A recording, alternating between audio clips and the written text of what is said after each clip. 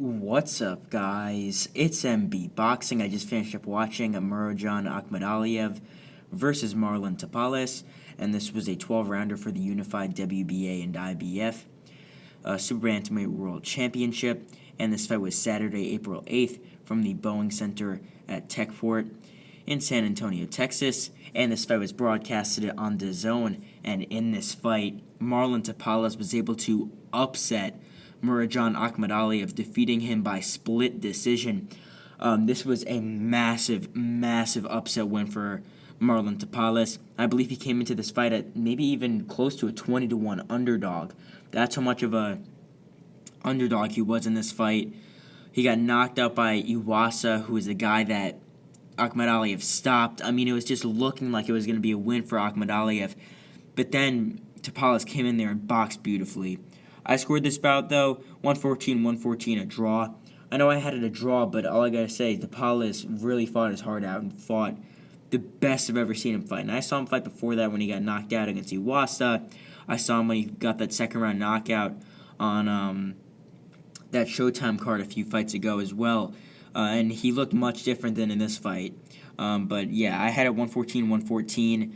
Two judges had a 115-113 for Tapales, and one judge had an absolute absurd scorecard of 118-110 for Akhmadaliev, which is absurd.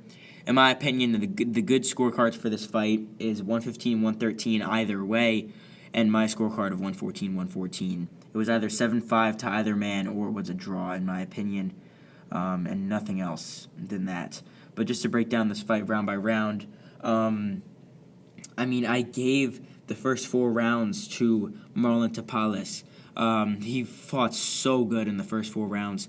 Third round was a little bit close, but most of the other rounds in that first 4, Tapales was boxing the head off of Akhmadaliev, jabbing him, showing him angles, using head movement.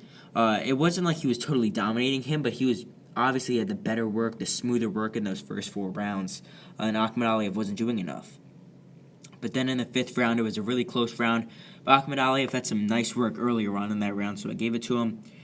6th round, I gave it to Marlon Tapales because Tapales, although it was a close round, Tapales landed a big left hand on Murodjon Akhmadaliev at the end of that 6th round, which led me to give him that round. Then round number 7, this was the best round of the fight. Both of them were going back and forth at each other, throwing big left hands after a big left hand.